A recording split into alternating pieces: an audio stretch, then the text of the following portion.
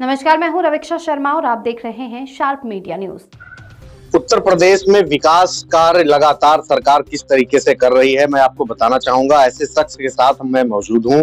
ग्रामीण क्षेत्र की अगर बात की जाए तो यहाँ पर आपको बताना चाहूंगा कि गोंदला मऊ इलाके के एक जिला पंचायत सदस्य हमारे साथ मौजूद हैं।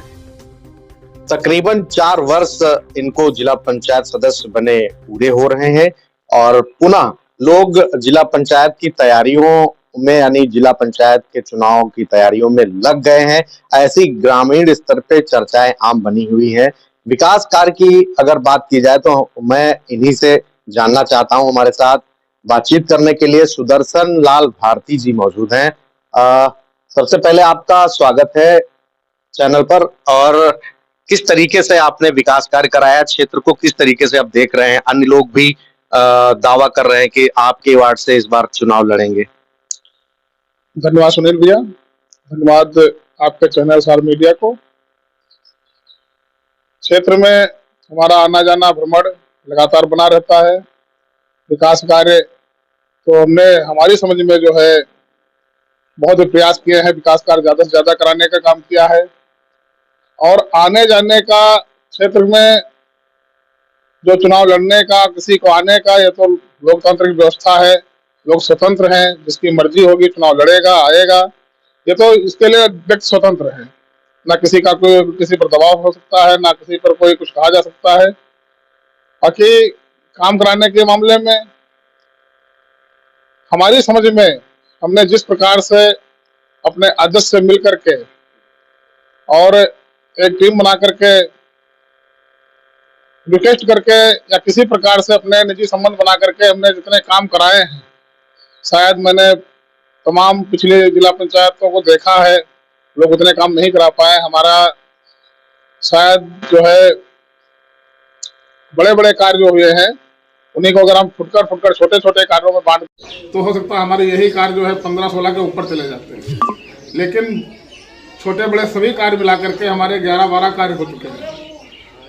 कोई जो है 40 लाख का कार्य है, कोई 20 लाख का है, कोई 35 लाख का है, कोई 10 लाख का है, कोई 15 लाख का, कोई 12 लाख का। इस प्रकार से हमारे लगभग जो है 2 करोड़ के आसपास हमारे कार्य पहुंच गए हैं। ये 2 करोड़ का बजट जो आपको मिला और किन किन गांवों के लिए मिला, और क्या कुछ गांवों के नाम बताना चाहेंगे? जी, हमारा अभी एक नाले का निर्माण हुआ, 40 लाख का काम था गोंदलामऊ में।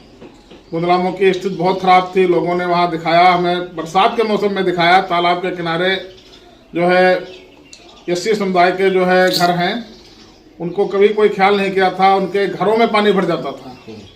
मतलब तालाब भरने के बाद में पानी का निकास ना होने के कारण उनके आंगन तक पानी जाता था।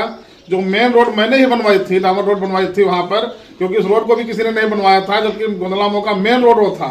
उसको निकलने के लिए लोग घूम के जो है पावर हाउस की तरफ से जाते थे, उसके बाद घूम के आते थे।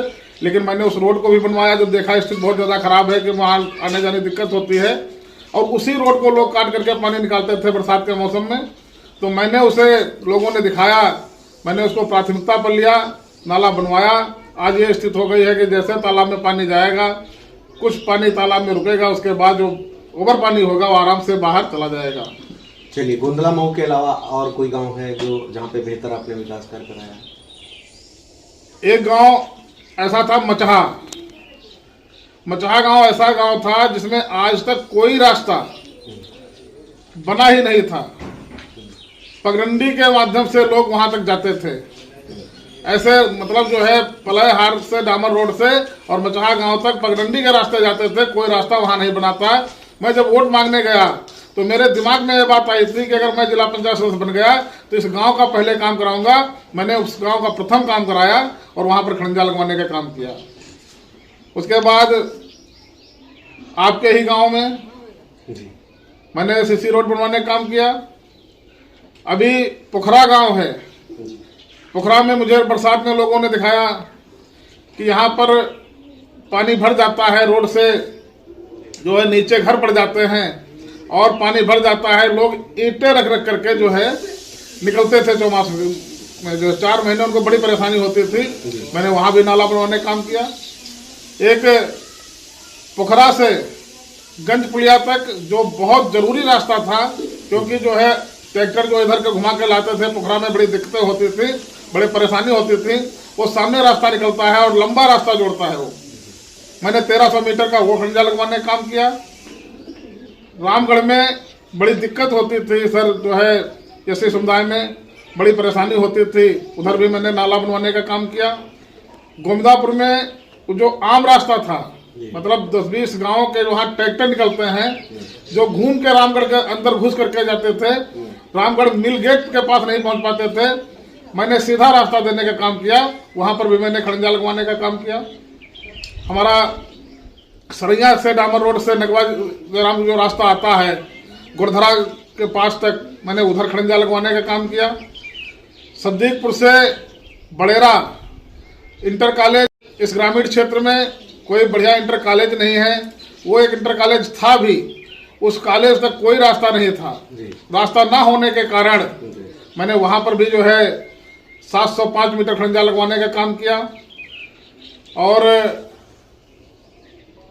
ध्यान देना पड़ेगा, और भी सारे बहुत काम है। चलिए और भी आप ध्यान करिए, लेकिन एक अहम सवाल है, जिस गांव से आप जाने पहचाने जाते हैं, कहीं ना कहीं लोगों में सवाल जो निकल के बाहर आ रहे हैं, आपने अपने गांव में क्या कोई विकास कार्य किए हैं जिला पंचायत क्षेत्र से? अब अपने गांव में भाई वही खड़ंजा जो है हमने सरैया से जो गुरधरा तक मैंने बताया है, मेरे गांव नगवा जयराम जुड़ता है, तो वही काम मैंने करवाया है। आगे क्या प्रयास रहेगा गांव के लिए? गांव के हमारा प्रयास जारी रहेगा।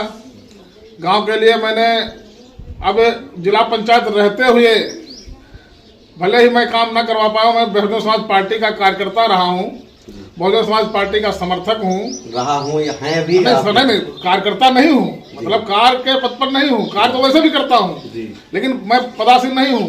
बहुजन समाज पार्टी का समर्थक हूं। बहुजन समाज पार्टी की सरकार में मैंने अपनी ग्राम पंचायत के सैदापुर के लिए सिफारिश किया, पीतपुर के लिए सिफारिश किया, निजामपुर के लिए सिफारिश किया, और तीनों गांवों में रोड बनी।